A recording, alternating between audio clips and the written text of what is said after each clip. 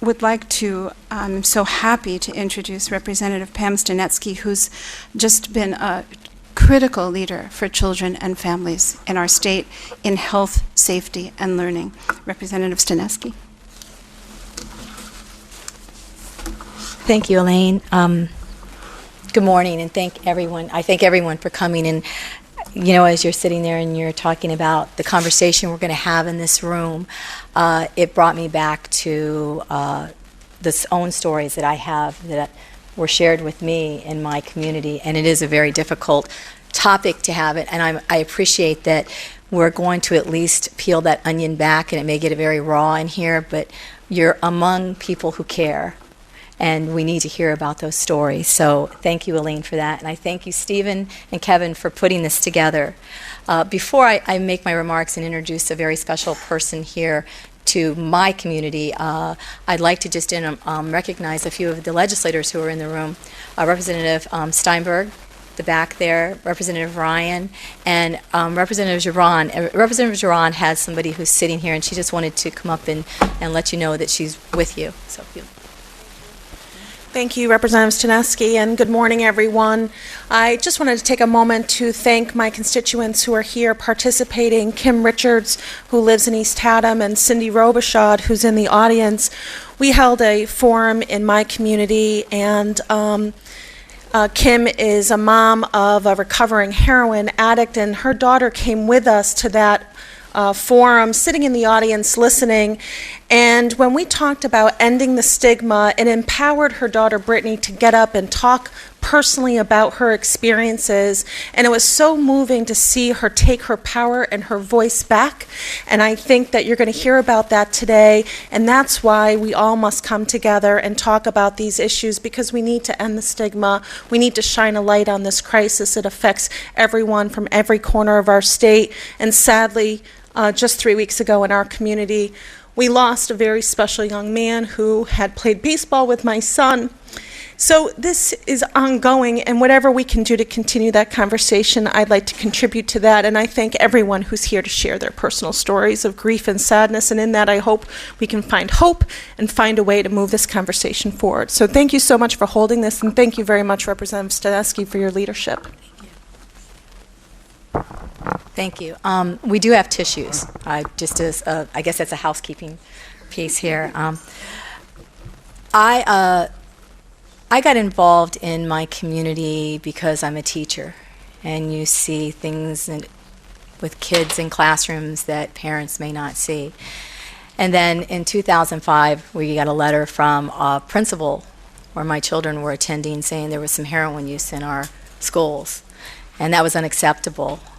And through that, we formed a prevention council, got a drug-free community grant. Still doesn't stop what's going on. We just, I think, keep it at bay in some areas. And that's why this panel here is so great, because it does recognize that this is in every neighborhood and that this epidemic knows no boundaries. And I think it's important. One of the things that I want to take away from this is listening to the stories, helping us as a state be a partner to each of the individual communities, but also to continue having those conversations, not just at the community level, but sharing at a statewide level so that we know we're not in isolation. And to come together and share those conversations in a venue such as this, a safe venue. It is my honor of introducing a person who knows all too well what this thing called heroin can do to a person and to a family. It has been her mission to see that others do not experience the same thing. Ginger Katz, and a side note, Ginger helped us in Milford greatly.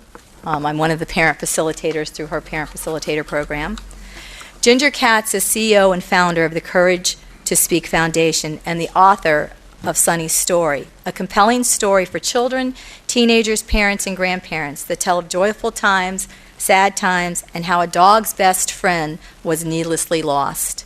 The story is narrated through the eyes, ears, and mind of Sunny, the family beagle, and it's a great community read. It's what we used in Milford to start the conversation with young people.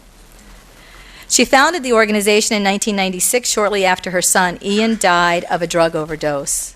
Ginger, with her husband Larry, has shared Ian's story with hundreds and thousands of people over 1,000 presentations across the nation, fulfilling her promise to Ian to do everything in her power to prevent what happened to him from happening to others.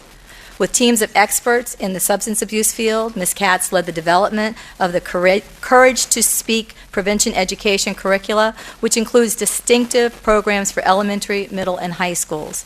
In addition, over 130 facilitators, me being one, are now teaching Courage to Speak, Courage Parenting 101 in English and Spanish.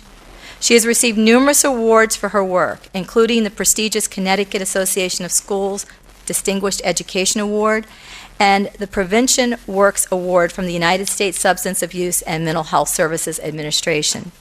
She was honorary chair of the National DEE Parent Vigil in Washington, D.C., and Presidential Points of Light honoree. Most recently, Ginger Katz's story, A Mother's Promise to Her Son, is featured in Chicken Soup for the Soul, Find Your Inner Strength. Saving lives by empowering youth to be drug-free and encouraging parents to communicate effectively with their children about the dangers of drugs. It is the mission statement of the Courage to Speak Foundation and also the promise she has kept to her son. Please join me in welcoming Ginger Katz.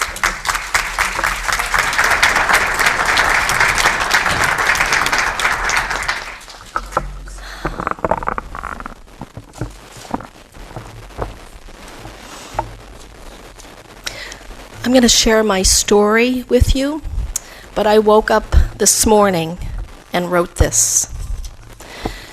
20 years ago, I named my organization the Courage to Speak Foundation. Last year, I earned a trademark, the Conspiracy of Silence. I have every intention to use this and end the silence surrounding addiction. 20 years ago, I believed if we do not address this problem, more people will become addicted and more people will die. We have a full-blown addiction crisis on our hands, and we have to end the silence now. We have to find solutions for the problems and put out this fire now, before the cost becomes immeasurable. 4 silos that need to be addressed are early prevention through education, intervention, immediate treatment, and recovery. So let me share my story with you.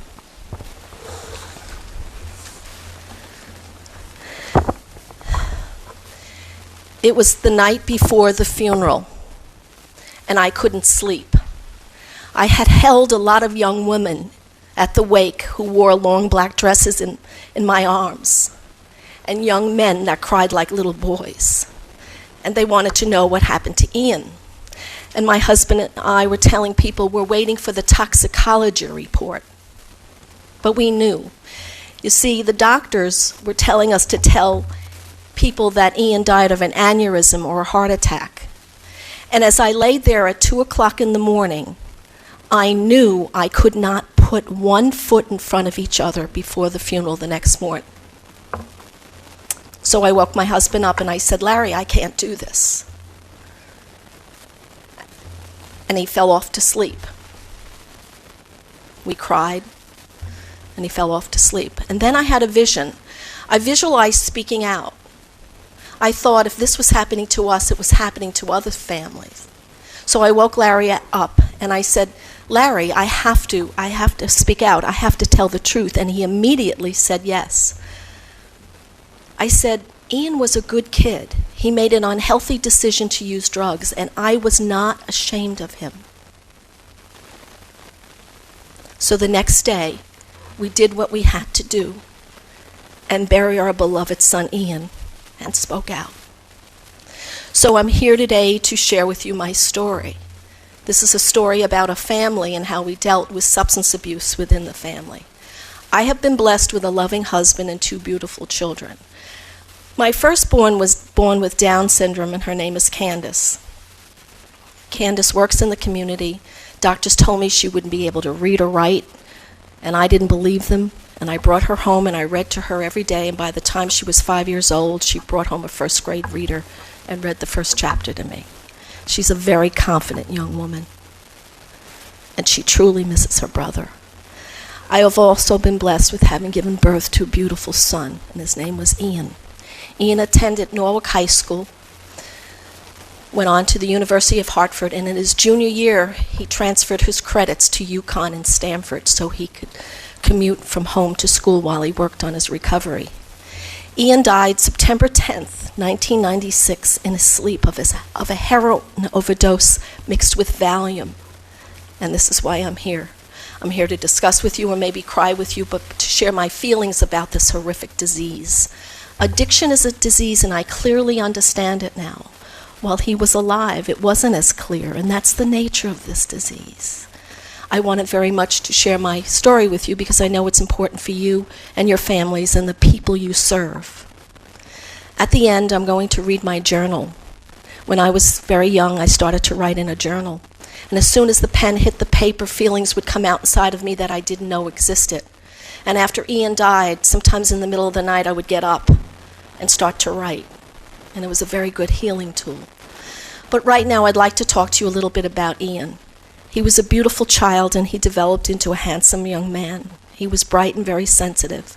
And I think because of his sister Candace, he had an insight on life well beyond his years. He said Candace was his heart. His friends said he was a very deep and caring person. In the semester before he died at the University of Hartford, he received honors. He enjoyed all kinds of sports. He was the third highest scorer on the lacrosse team. He had a black belt in karate in high school.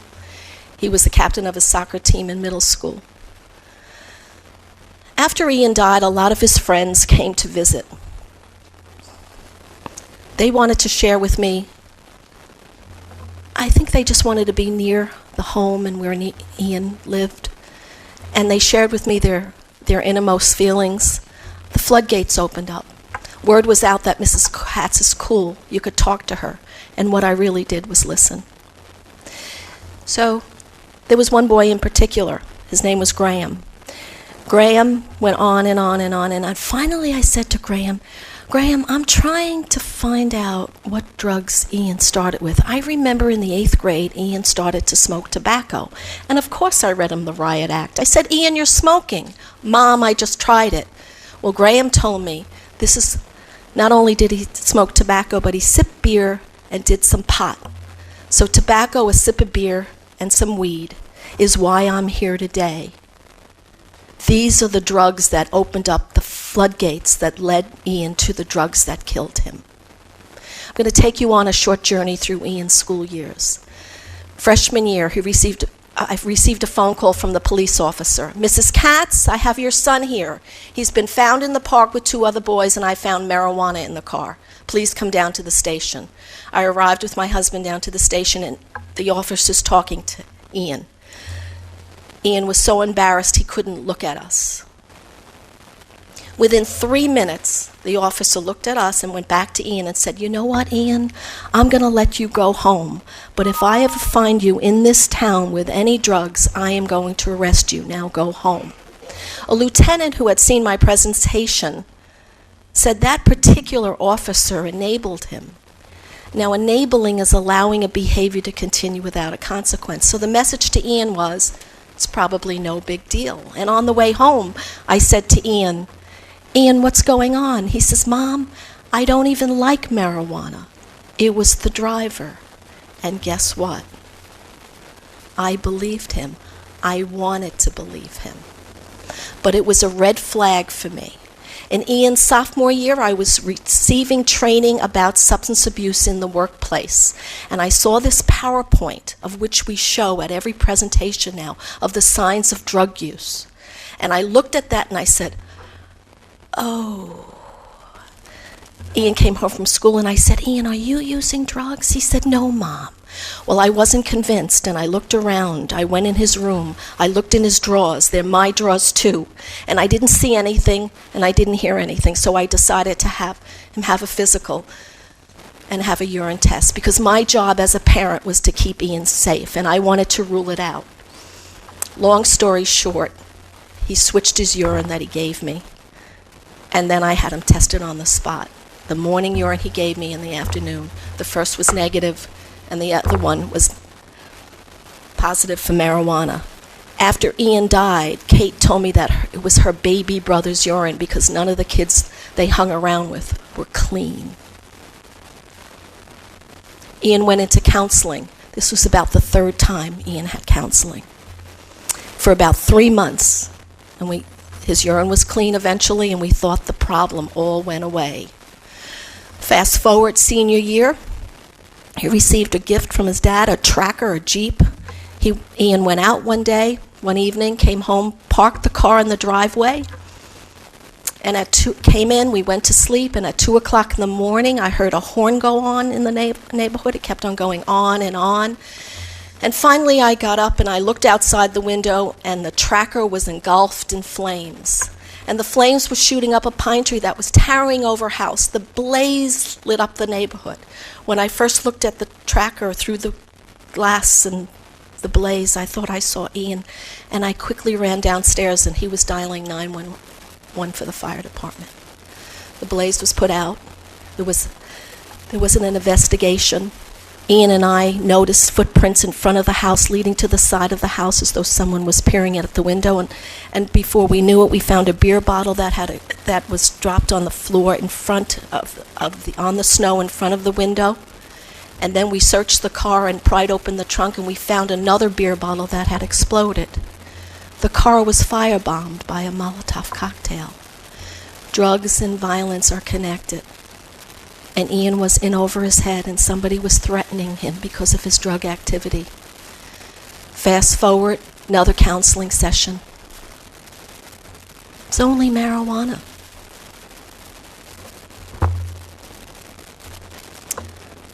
So, freshman year of college, I get a phone call, parents dread, in the middle of the night. Mrs. Katz, this is Ian's roommate, Doug. We're in the hospital, and Ian's going to need stitches to his head. There was a lot of drinking going on, and somebody busted a beer bottle over his head. I said, drinking, Doug? Put Ian on the phone. Ian, you're in so much trouble. I know, Mom. Well, Ian was, and so was the other boy. And that father picked up that son, never to see the university again. And Ian's biological dad did the best he could with the knowledge he had, and he pleaded with the dean to give him community service hours instead. He gave him 100 hours in the admissions department, and Ian got up to 36 of those hours. And somebody said, you know what, Ian, you did enough. You don't have to do any more. You're off the hook. What's that called? Allowing a behavior to continue without a consequence. Enabling perpetuates the disease of addiction. I was allowed to read the records after Ian died, and he had used cocaine. Progression. He used heroin in sophomore year, 3 boys. One got scared, one got sick, Ian got hooked. And 5 months later, he begged for help. I'm addicted to drugs and I can't stop. Even the sheets on my body hurt me. First it was once a day, and now it's 5 times a day. Please come and help me. Well, Ian went into treatment and finished his school, came home with honors at the university, and once again addicted with a relapse. We got him into a program, and that's the summer my son came back to me. He did his program. He transferred his credits to UConn. And then he relapsed one more time. We had a chat. He wanted to see the doctor in the morning. That was the deal. In order for him to, if he relapsed, he was to go into a long-term program. And that night, he said, Mom, I need help. I want to see the doctor in the morning. And at 1:30, he came up again and said, I'm sorry, Mom. I love you. I'll see you in the morning.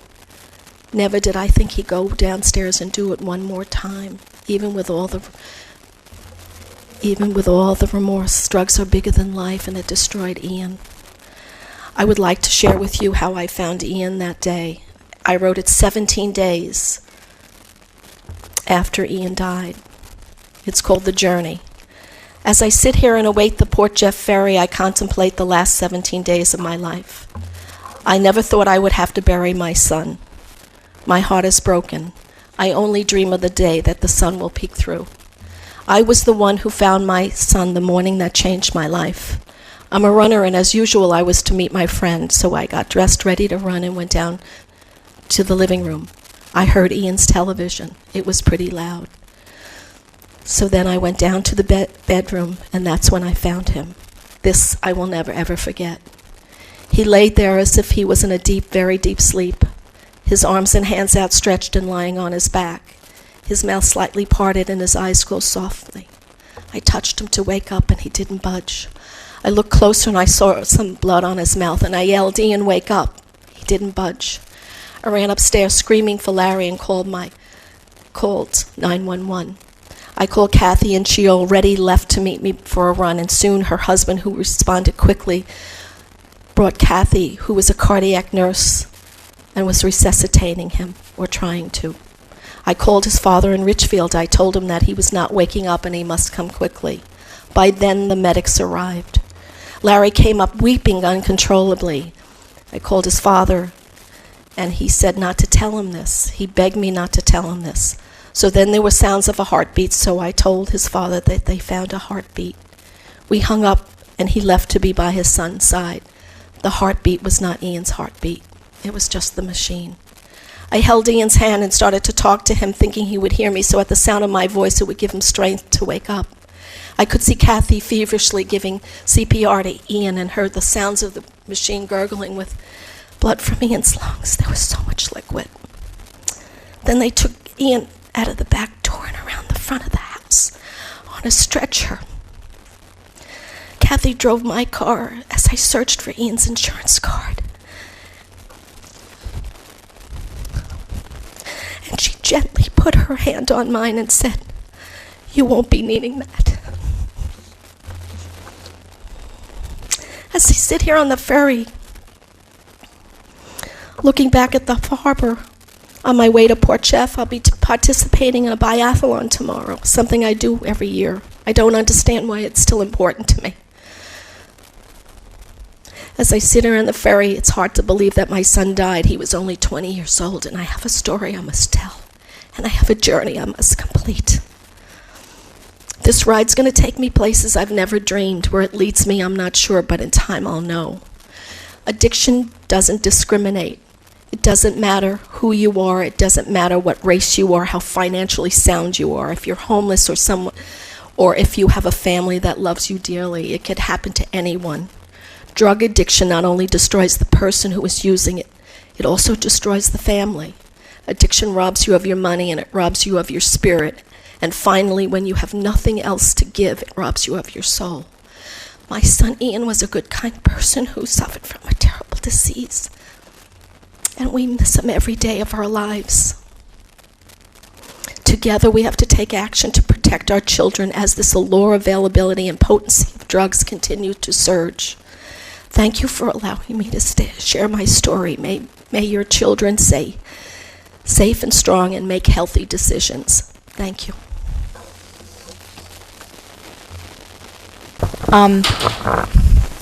I really just don't know what to say, because I'm sitting here listening to these stories for the last few hours, and quite honestly, my jaw's probably dropped open several times.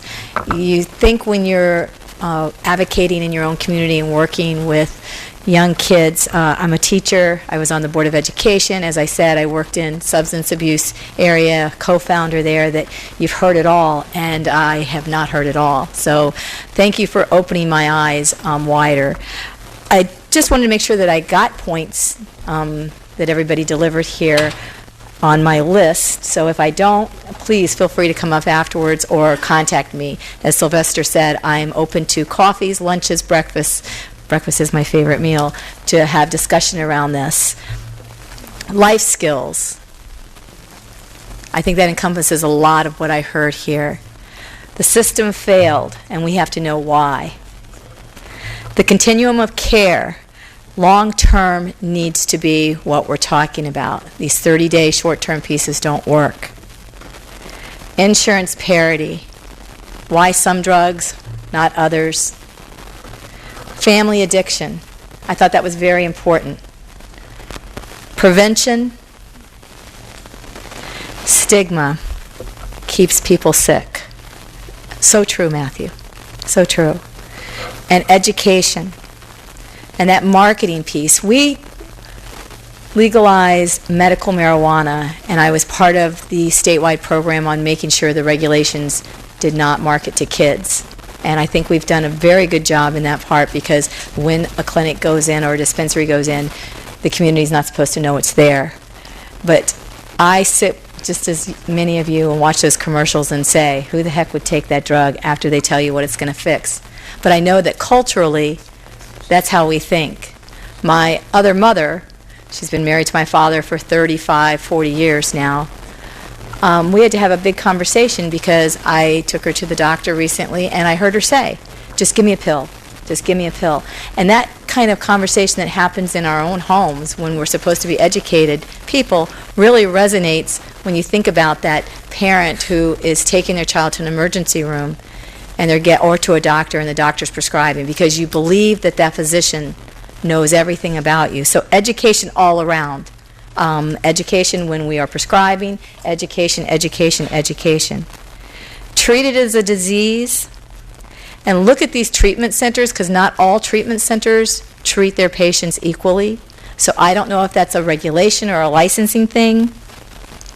And just some phrases. Circle of blame. We've got to stop that. Progression in use. Resources to schools. Labels that go to that we attach to the disease. Locking up our medicines. Including peers in the conversation, and not using enforcement as the end-all, but only as a tool. So I hope I took enough away from me to have dialogue with my friends who have been in and out of here. I welcome you to continue the conversations with Elaine, and I hope this is not the last of these types of discussions. If we put the person in the middle who was actually afflicted by this disease, and we started making decisions with that person sitting right there, we'd make the right decisions. And I thank all of you for coming, and I thank you, Elaine, for including me in this. It has been an education, and I hope I've been a good student. Thank you all.